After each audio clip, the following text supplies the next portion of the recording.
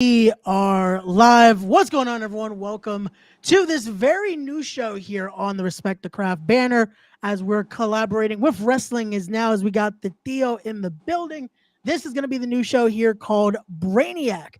What this means, we're going to have the legendary, one half of the legendary SAT Joel Maximo in the building as we're going to have some great, just again, when it comes to innovators, great talent, all around great, amazing people. And today we are joined by, he is former ECW World Television Champion, former WWE Cruiserweight Champion, former TNA X Division Champion, ECW legend himself, Kid Kash in the building. Good evening, sir. How's it going? Well, There we go. I'm It's still alive. There you go. That says a lot, Kash. That says a lot, bro. Seriously. And I'm glad that he's still alive and still with us. I keep in touch with him as much as I can. And I love you, brother. I learned so much from that man. It's not even funny. So when you talk about the show, it's called Brainiac, right? It means somebody that has sick thoughts when it comes down to wrestling, you know, innovating shit that people never do. Kash falls right into that category because when we were going, man, he was just calling out shit that we're like, damn, I thought I was crazy, right? and we clicked, you know, like in wrestling, Kash. Yeah. There's a lot of people, like you could see two high flyers from two different parts of the world, and when you put them in the ring with each other, it's total shit because they don't have chemistry. We have chemistry from the get with Kash, so that's why we got to pull out all those moves off. We had it the first time we ever was in the ring. I mean, you know, that's you don't get that too often. I never really had that too much with too many people because the majority of the time I was the heel, so I led. You know, I led the match and then let the babyface do all of his high spots and stuff and his shine. You know, but there's like you guys. I clicked with like really, really well and had great chemistry with Easy Money. Money. I mean, two absolutely by no stretch of the imagination, two different people. We think differently. We live differently.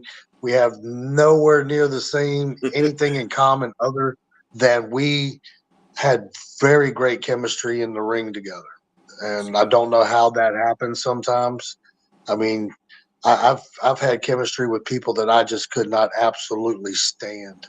I just wanted to rip their fucking head off, you know. And it's like, meet me in a dark alley. I would love to fucking beat your ass, you know, that kind of stuff. But as soon as we touched the mat, I mean, it was like we were just pulling out some just some creative stuff, you know. You know, they would pull something out. I'm like, I'll be damned if I'm gonna let this guy outdo me, man. No way. So I pull something out, and then he pulls something out, and then I'm like, oh shit, oh it's on now, dog. You know, we're gonna, how about a chop? There you go. We'll calm your ass down. as they just stop it a bit, like, okay, you know what? There you go. Now stay still for a little bit. Just stay still. It had to be like that because when TNA had that meeting and decided we're bringing in Kid Kash, the whole X Division was like, holy shit. And when Kash got there, that's when the X Division.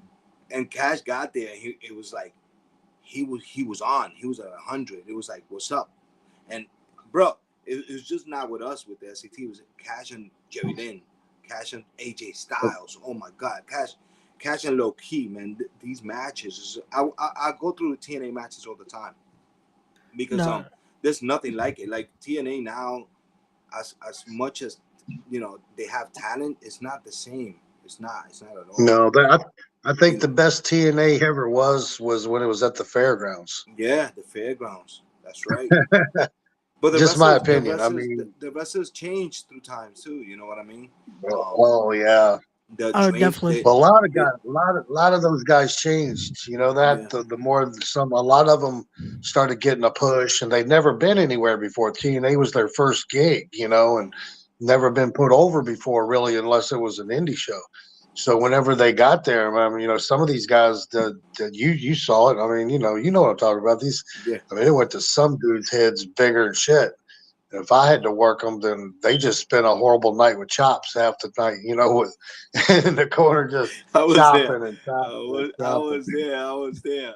I was Oh, there. yeah. I was a part of that shit. Yeah, man. There was a lot of talent that came from WCW. I remember the first time I saw the what was the move? Spanish Fly. Your move. Spanish Fly. The backflip. The Spanish Fly. The Spanish Fly, yeah. Yeah, the Spanish Fly. Shit, yeah. What am I thinking? Yeah, the first time I ever saw that, I was like, what the holy shit. Now, I pulled out some shit before, but damn. I mean, I had never seen anybody, 3 guys at the same, you know what I'm saying? I mean, you really can't tell where you're going, because if your partner beside you is not on with you, then that could be end up on top of your head, and I've had those injuries before, just fucking up accidentally, one guy slip or on the rope or whatever, just that one little slip is all it takes. You land on top of your head and shoulders, can't turn your head for about a week, you're like, what the hell, oh shit, thank God that never happened with us. I never, thank God. Oh, I know. Bro, I've landed on people. I torn Big Togo's ankle with Spanish Fly.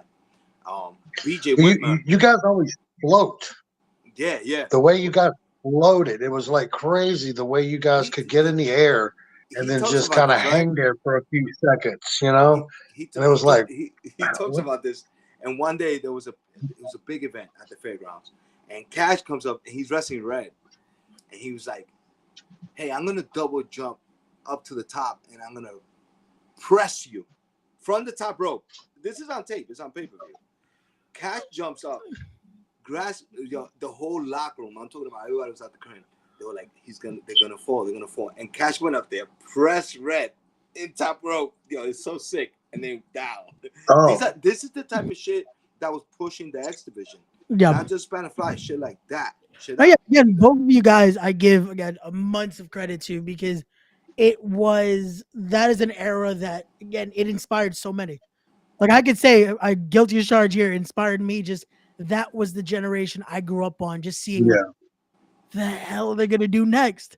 Like, I clipped some things. I want to show this just to get your guys' reaction of when you guys faced off, because doing something like this, I'm like, there's a lot that goes into it. We're gonna show it. Here we go. You can't jump on the top, bro. No way. Oh, you got to be kidding me. It's blank. Did you guys see the spot or no? No, I didn't see it. The people at home just saw it. I want to say it's Jose getting hit with a Frankensteiner from the top by Kash. Yes. Kash hits Jose with the Frankensteiner, and Jose flips through the table. Yep. Yeah. That was a fucking. So we were calling our match, and then somebody from backstage, I don't know if it was Jared or Ryder, somebody came, and they were like, "Hey, so the match is about everybody has to go through a table. The last guy that doesn't go through a table wins." Kash was like, "What the fuck is going on? We have like 10 tables there, bro." So we had to get creative. One guy table that way, one guy near the table that way. So Kash was like, "I'm not gonna put you and you to 2 different tables. It's gonna go. It's just gonna be the one spot. One spot. Both tables. Boom. Okay. That's exactly what happened. Yeah. Well, it just to me, they did some really stupid shit. You remember the cage match where they climbed out, or so I can't remember they started the pay-per-view. Every on the pay-per-view, every match was a cage match. Yes. They just came up. I mean, they did try to think outside the box. I get it. I understand. But what got me about that company is that with the minds that they had, Dutch Mantell, Jerry Jarrett, Jeff Jarrett, Vince Russo, they had all of these minds back there, and they came up with some of the stupidest shit sometimes. You having a guy go through a table, and whoever goes to the table is, who puts the guy through is the winner. Yeah. So how is everybody going through a fucking table? That was my thought that night. I'm like, who the fuck is going to what's the point of having this fucking match? Why don't we just have a normal, anything goes around the fucking building match instead of just everybody going through a table? Like, I mean, it's just ridiculous. I'm like, wait, why not just Well, put to one of me, them? Yeah. well, after the first person goes to the table early in the match, what is the special moment at the end Yeah. Yeah. for the finish when somebody goes through the fucking table? No. You're like, I just seen it 3 times. So what was the That's big exactly. fucking deal? Then Yeah. He went through a fucking table. He won the match. He could have won the match just in the fucking ring. You know, I mean, and then it there was just 8 they did guys. some shit. 8 guys in that match. What's that? There was 8 wrestlers in Oh, that match. Oof. Yeah. So imagine having yeah. to. Yeah, it's a lot to try to get again. So a moment like that, I can imagine that gets the reaction because it's like, shit, you Oh. just put 2. Okay, that works. 2 of them, 2 We did birds, the 1 job. stone. Yeah. Yeah. We always Yeah, did the I job. mean, yeah, they just yeah, you know, we were the carpenters of that company, in my opinion. You know, that was we made everybody look good. You know, I didn't enjoy my time there because I was just lied to so damn much. You know, Gotcha. and you know that it was like right out of ECW. Yeah. ECW shut down. I signed a deal with with WCW right after that.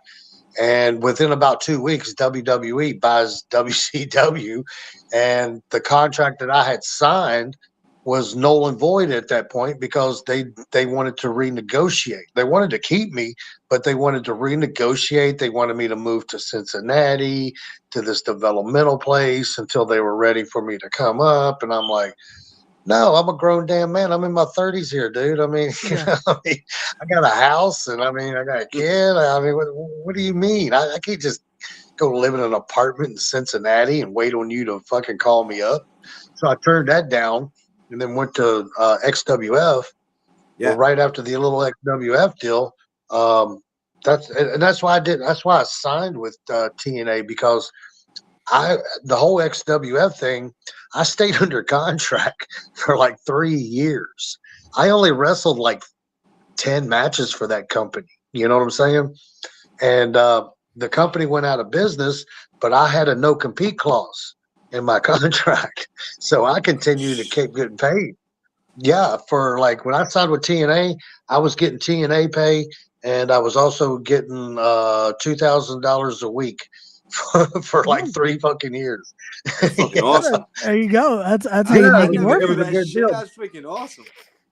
Yeah. There you go. So the first year of TNA, I didn't mind so much because they just got started. You know, I got the old sob story. You know, we're fresh, we're new. We can't afford to pay everybody this and that. So if you could do it for this, we'll just do 1 show a week on Wednesdays. And back then, I was going to college and stuff, so I had class the next day. You know, so I was driving up that morning, doing the show, and as soon as my match was over with, I'd eat and then go right back home and then go to school the next day. And it was just wearing me out, that kind of stuff. So I didn't really care so much about what they were paying me at that time because it was just for a year. But what got me was that the way they treated me, they're the ones that called me. They wanted me to come in and wrestle AJ Styles and the America's Most Wanted, all these new guys that nobody had seen before, and they wanted to start making them their product. They wanted these guys to be the product of the company. So they needed guys like me, Ron Killings, all these other guys that have been in the business like 10, 15 years already to come out there with a name and wrestle these guys. Well, my God, I mean, I wrestled AJ Styles how many fucking times, and I don't think I ever won a match. I mean, we had a full. You did. We had two full out angles for months Yeah. and went to 2 pay-per-views. And I never won a match. And it was like, what was the point of having a fucking angle? Yeah. What was the point of this?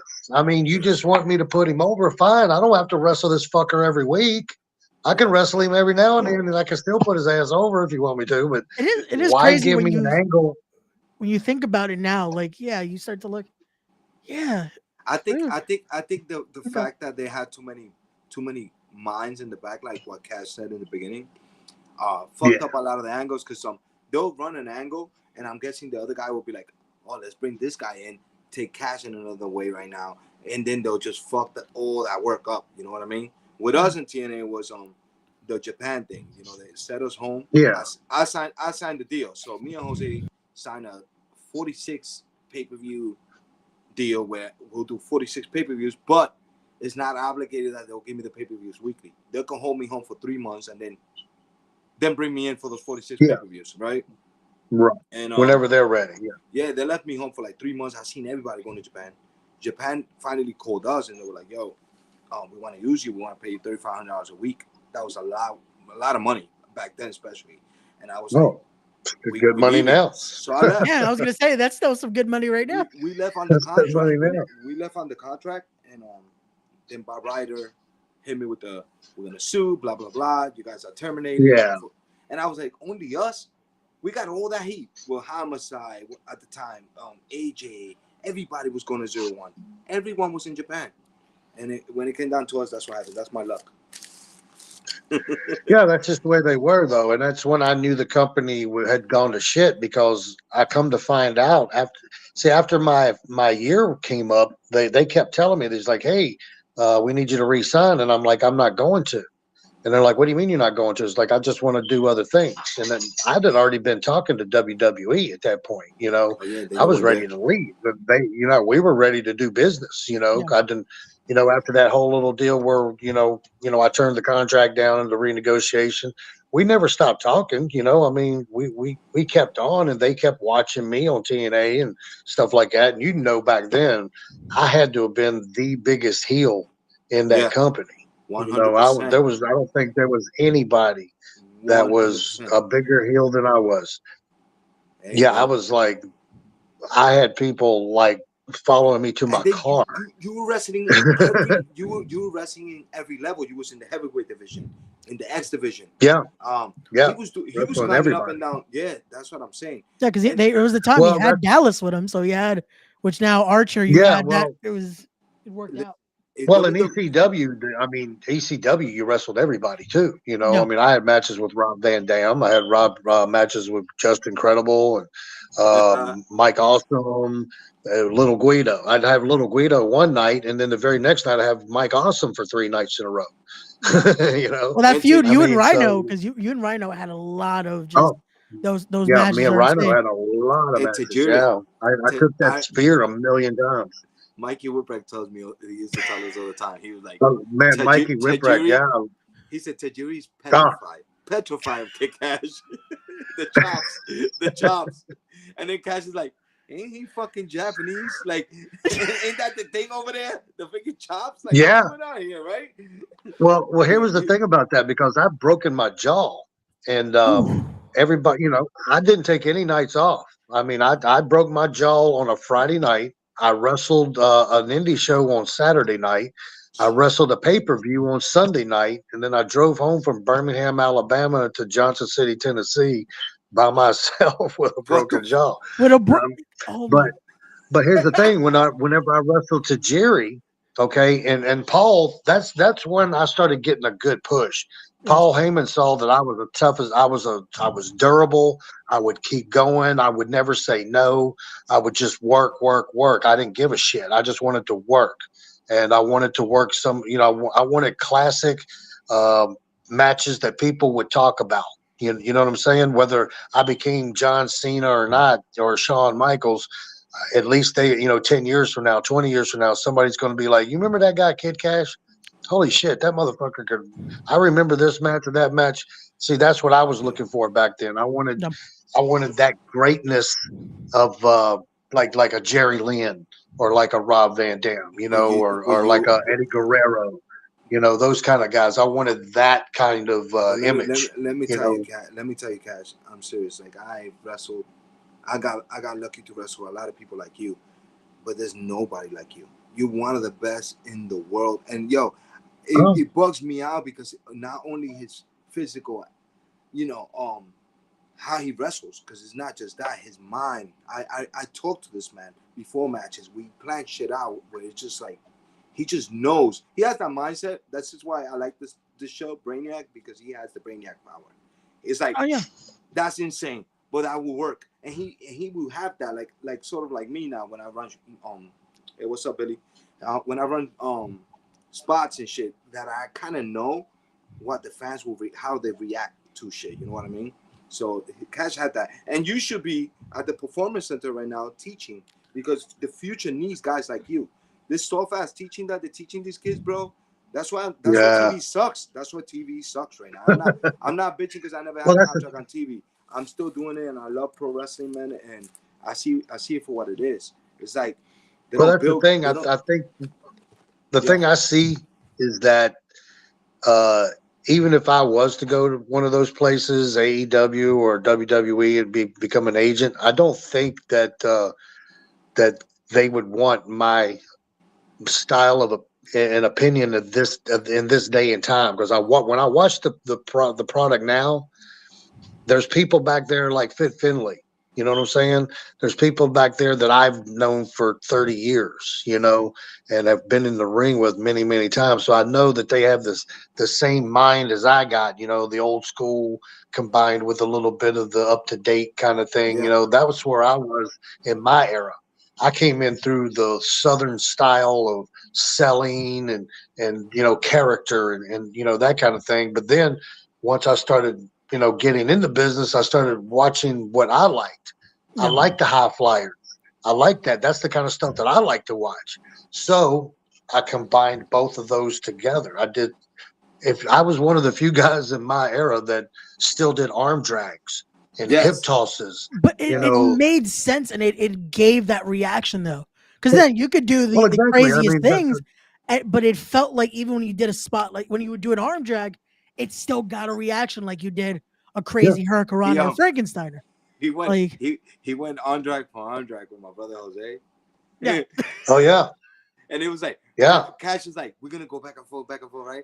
And then out of nowhere, fucking Kid Cash stands up and smacks the living life out of Jose, right? Then Cash told him, Cash was like, what up? Hit me back. My brother's smack was so pussy that when he got to the corner, I was like, "You such a pussy, bro." He was like, "It's Kid Cash, bro. You kill me in here." Because they were going, and I was like, "Oh shit, Jose's keeping up." Shit, bam, bam, bam, bam, bam. Jose gets up. Cash is like, bat. I was like, "Oh!" I watched that match the other day. It's freaking amazing. Oh man, I'm so happy. That's the heel. That's why I love. Yes, that's the heel in you. That's true. The heel, man. I was taught the old school way that, you know, as a babyface, if you're going to be a babyface, it's not the point of really doing these high spot moves. It's how you're selling to the crowd. Okay. For a couple of years when I first got in, I didn't understand that until I got with Ricky Morton. But once I got with Ricky Morton, I was at one of the first shows I was at with him. We were in Jonesboro, Arkansas. And I'm talking about, it was a sold out house at a high school. I mean, probably at least 1,000 people there. And I watched him sell while the heel was just beating his ass. He sold and he just retched out like this to the crowd.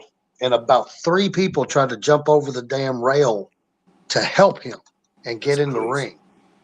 Because that's how believable he believed. These fuckers believed the shit that much, even knowing that it was fake. Yeah, but he drew them in. Yeah. And when I saw that, that's what drew me into the Southern style. I was like, okay, I got something here. I can take this right here and update it.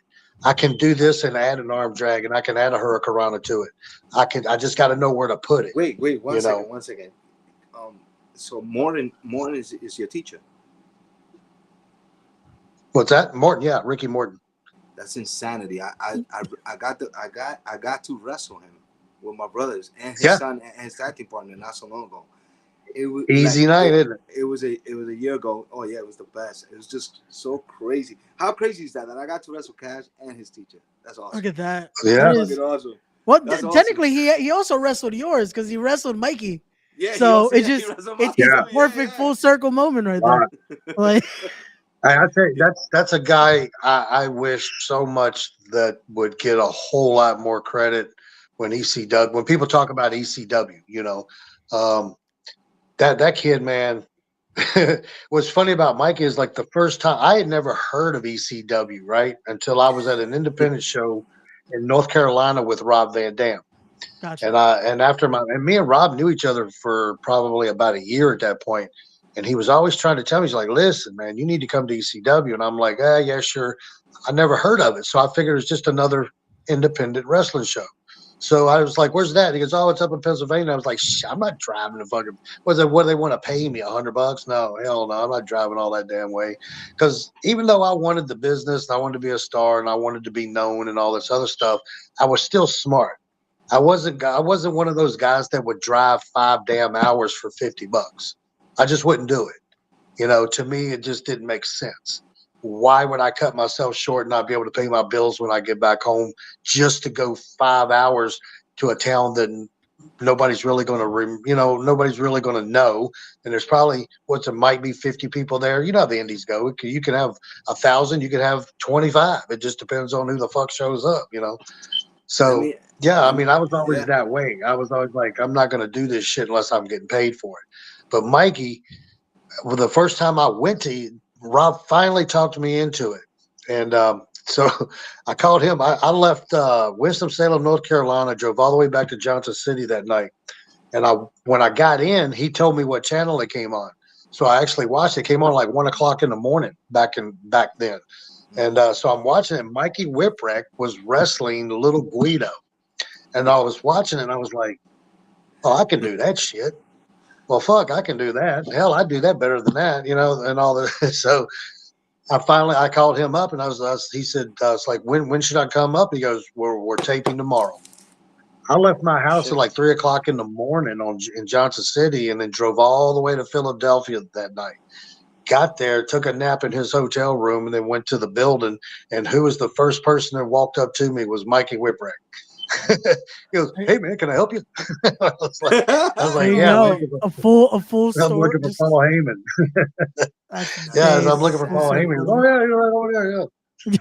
Yeah, and it was always just super, super nice. I mean, very helpful guy, but the shit he put his body through, he was the Mick Foley. He was another Mick Foley. And I don't understand why, the some of the matches he had, he was the first giant killer, in ECW, really. He was the guy, he was getting his ass beat, but he was still wrestling these guys and having like competitive, wrestling matches with these much bigger guys. But they were throwing him around. You've probably seen some of the videos back in the day. This guy would crash to the concrete floor, man. I mean, I don't know how he could even walk right now if he is right. No, and he's still wrestling. Like he's about to wrestle. I think in 2 weeks. He's in a crazy like 9-person multi-man match. But no, seeing what you guys did, it shows and it inspired again a lot of people, a lot of the generation, a lot of the guys that are going to be wrestling Saturday at Win grew up watching you guys, seeing what you guys did. Like I want to show this because we talked about that Rhino. I want to show this clip. For the ECW World Television Championship. And I can't see it. Neither of you saw it. No. It was black screen. I love how hopefully everyone. Let me make sure everyone at home is at least seeing it. And it was you hitting. This time it was the tightrope Frankensteiner to Rhino. Yes, that's what I was gonna say. Did you make that up, Kash? The double jump. Turn around Rana, because I never seen nobody but you do it. There you go. And then the Jay Driller. Yeah. I seen you do it way before my boy Jay Driller. Jay. Well, that's my move. I invented that move back in probably 19. I was making bets about that shit. What do you call that? I started doing that move. I started doing that move in like 91. What do you call that? The power driver down. The moneymaker. The moneymaker. There it is. That's the real name, boys. And rest in peace, Jay. We love Jay. That's our brother. But that's the money. No, absolutely. When I used to watch a Ring of Honor, and I would see him do it. And I met him. I met him. Hell, he was in TNA a few times down there. Yeah, and then I met him later on whenever they was doing so hot there in Ring of Honor. And he walked right up to me. He's like, "Yo, man, I'm sorry, man, but that's a badass move, man, And I was like, "I know, man." He said, "Hoping." I was like, "No heat, man." I was like, "Keep using it, shit. You calling it something different? That's as long as you're not calling it the moneymaker. That's all I care about. Don't just. Hell no, man. I got different. How do you think I feel about the fucking Canadian destroyers and the Spanish flies and the shit that we made up? Yeah. Even the Tower of Doom, they just did it in WWE, and they're calling it like they were saying like it was the greatest thing they ever seen. I'm like, bro, I made Yeah. that baby like in 2000. You know what the greatest thing I ever saw was? You know what the greatest thing I ever saw was? What? A couple months ago, I was watching YouTube and I saw Ricky Morton do the Canadian Destroyer. He did it to Calvin. He did it to Jose. Ricky's crazy, man. That just shows you, though, again, stuff. This is why this is a perfect show right here. Because, again, the innovation, the stuff you guys came up with so many years ago, it has transcended that. Again, now you just see it freely. You see it as much. You see it just how everyone. I watch AEW. Uh-huh. I watch AEW and I see a lot of the moves that I used to do back in ECW. That, you know, as when I left ECW, there's a lot of moves I didn't do anymore, you know, because the companies that I went to didn't require that. You know, they wanted me to wrestle, you know, a certain way. WWE would have never allowed half of those moves. No. You know, I couldn't do the moneymaker in the WWE. They said absolutely not. So that's when I came up with the Brain Buster. You know, I called that one the Dead Level. But, I remember when you were. Yeah, I was gonna say I remember you doing that, and I was like, when I started rewatching a lot of the ECW, I was like, oh, okay, yeah, and it's like it makes sense though with WWE. A lot of the moves like that, it's like it's a little risky to try to do. Well, I think Owen hurt Steve Austin or something like that one time, and ever since then they outlawed it. Any pile drivers up there, you know, except for the pedigree. You know, the pedigree's good, you know. But anyway, I mean, I see all kinds of moves that, you know, that I used to do, like the top rope Frankensteiners and stuff like that. The way people are doing them and stuff. Me and Easy Money used to do the Rana bomb, where he'd be up on the top rope. He would power bomb me, and I would cut a Rana in midair. That shit was fire when I saw it live, bro. I feel bad to say two of my boys are guilty of doing that. Private Party took that from Kash. Of course. Hey, let me tell you something. I did that move. I wrestled for 30 years, so I probably did that move hundreds of times, but I only did it to one person ever. Easy Money. Easy Money. I never trusted anybody. I let Little Red do it to me, though. Oh yeah, I remember that. Remember TNA? Yeah. Now I let Red do it to me because he was so, you know, he was so easy to get up. You let me Spanish fly you off the ladder. Oh yeah. Yeah. It was like an 8-man 1 ladder match. You remember when S-Pac came out of nowhere and he won the belt? And after we beat each other's ass. Well, that was the thing. I mean, it depended on who you were working with. I was one of those people who shared the ring. You know, as long as it made sense. As long as it, you know, told a story, you know, instead of just making it look like a fucking, you know, just a vegetable soup, you know, just everything everywhere. And no pun intended, but, you know, like Ring of Honor did like years ago, you know, when they didn't even do a rest hold, you know, they would run by each other and slap each other on the ass 2 or 3 times before they hit a move, you know, that kind of shit, you know. But I noticed that the times have changed. I talked to Jerry Lynn, and he said in AEW, you know, even the legend that man is, there's so many people that just don't even listen to him. He gives his advice, and it's like they just don't even want to hear it, you know, and it's crazy.